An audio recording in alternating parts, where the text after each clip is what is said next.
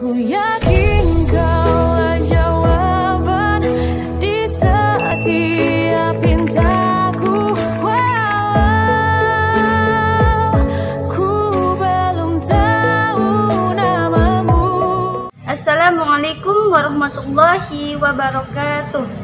Ayah nazihan anni wa maskanuhu hasya, ajib man malakul nawahi nida'u. Perkenalkan, nama saya Umi Kalsum dari Prodi Pendidikan Agama Islam semester 5A dengan NIRM 12 14 20 19 089. Perkenalkan, nama saya Penny Estriani dari Prodi Pendidikan Agama Islam semester 5A dengan NIRM 12 14 20 19 063. Video ini dibuat untuk memenuhi tugas dari Bapak dosen Dr. Iwan Agus Supriyono MPD di mata kuliah pengantar metodologi penelitian kuantitatif. Di video kali ini saya akan menjelaskan salah satu bab, yaitu bab 3 yang berjudul variabel penelitian.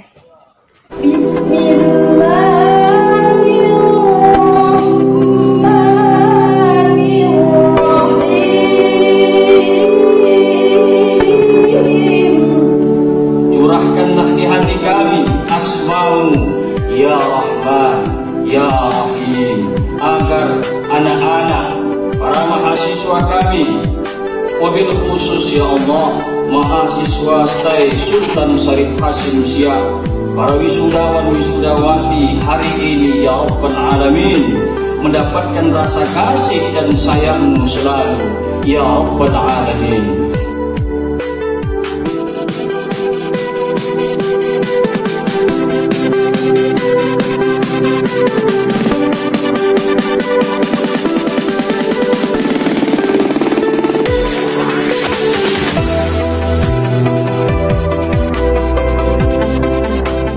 Pada dasarnya, variabel penelitian adalah segala sesuatu yang berbentuk apa saja yang ditetapkan oleh peneliti untuk dipelajari, sehingga diperoleh informasi tentang hal tersebut.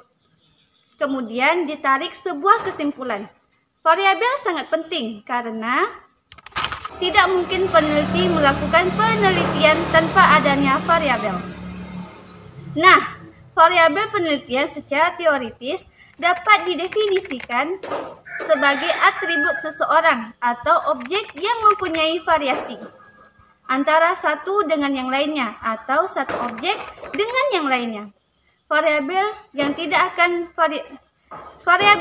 ada variasinya maka bukan dikatakan sebagai variabel.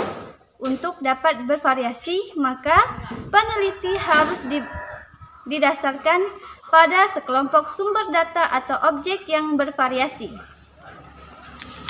Menurut hubungan antara satu variabel dengan variabel yang lain, maka macam-macam variabel dalam peneliti dapat dibedakan menjadi 5 variabel, yaitu yang pertama, variabel independen. Variabel ini sering disebut variabel bebas. Variabel bebas merupakan variabel yang mempengaruhi atau yang menjadi sebab perubahan atau timbulnya variabel terikat. Yang kedua, variabel dependen. Variabel ini yang dipengaruhi oleh atau yang menjadi akibat karena adanya variabel bebas. Yang ketiga, variabel moderator. Variabel yang mempengaruhi hubungan antara variabel independen dengan dependen. Dan yang keempat, variabel intervening. Variabel ini adalah variabel yang secara teoritis mempengaruhi hubungan antara variabel independen dengan dependen menjadi hubungan yang tidak langsung dan tidak dapat diamati dan diukur. Variabel ini tidak pernah diamati dan hanya disimpulkan berdasarkan pada variabel terikat dan bebas. Yang kelima, variabel kontrol. Variabel ini adalah variabel yang dikendalikan atau dibuat konstan sehingga pengaruh variabel independen terhadap dependen tidak dipengaruhi oleh faktor luar yang tidak diteliti. Variabel ini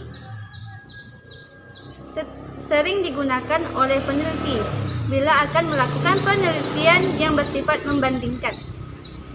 Berdasarkan sifatnya, variabel ini dikelompokkan menjadi dua jenis, yaitu variabel statis dan variabel dinamis. Yang pertama, variabel statis. Variabel atau disebut variabel aktif adalah variabel yang memiliki sifat yang tetap, tidak bisa diubah keberadaannya maupun karakteristiknya. Misalnya seperti jenis kelamin, jenis status sosial, ekonomi, jenis pekerjaan, tempat tinggal, dan sebagainya. Variabel ini juga dikenal dengan variabel selektif. Dan yang kedua, variabel dinamis, yaitu variabel yang dapat diubah keberadaan maupun karakteristiknya. Pada variabel ini memungkinkan terjadinya manipulasi, akan diubah sesuai tujuan yang dikehendaki oleh si peneliti. Selanjutnya, ada kegunaan dan kriteria variabel-variabel berguna. Yang pertama, untuk mempersiapkan alat dan metode pengumpulan data. Dan yang kedua, untuk mempersiapkan metode analisa pengelolaan data. Dan yang ketiga, untuk pengujian hipotesis.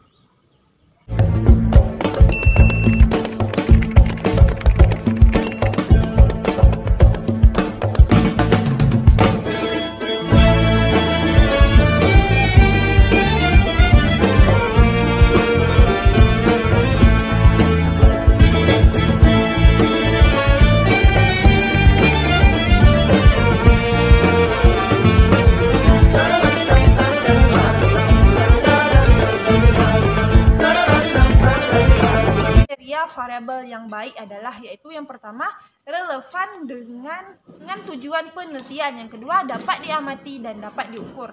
Antar variabel ada 3 jenis hubungan, yaitu yang pertama hubungan sistematis, apabila variabel satu tidak dipengaruhi oleh variabel yang lainnya. Yang kedua yaitu hubungan timbal balik, hubungan variabel dengan variabel lainnya. Pada hubungan ini variabel terpengaruh dapat menjadi pengaruh pada waktu lain. Yang ketiga, hubungan tidak simetris. Hubungan variabel ini dimaksudkan sebagai satu variabel atau lebih mempengaruhi variabel yang lainnya.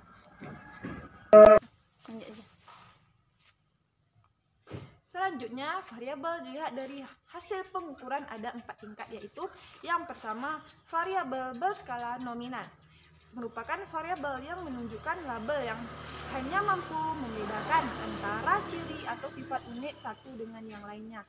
Variabel ini bersifat diskret dan saling pilah antara kategori satu dengan kategori yang lain. Yang kedua itu variabel bersifat ordinal, merupakan variabel yang tersusun berdasarkan jenjang dalam atribut tertentu. Variabel ordinal memiliki variabel yang bertingkat yang menunjukkan urutan. Yang ketiga yaitu variabel berskala interval, merupakan variabel yang skala pengukurannya memiliki jarak yang konsisten atau memiliki satuan atau unit tertentu.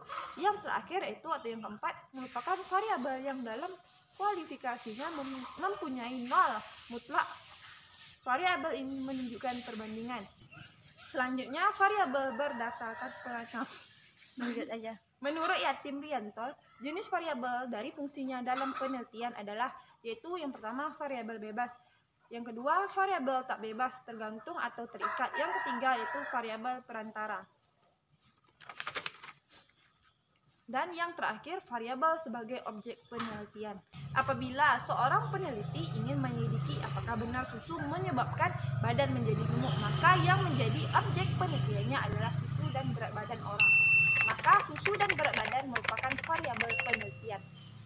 Cukup sekian penjelasan dari bab 3 dari saya, semoga bermanfaat dan terima kasih. Apabila ada kata-kata yang salah, saya mohon maaf. Dan saya akhiri, wassalamualaikum warahmatullahi wabarakatuh.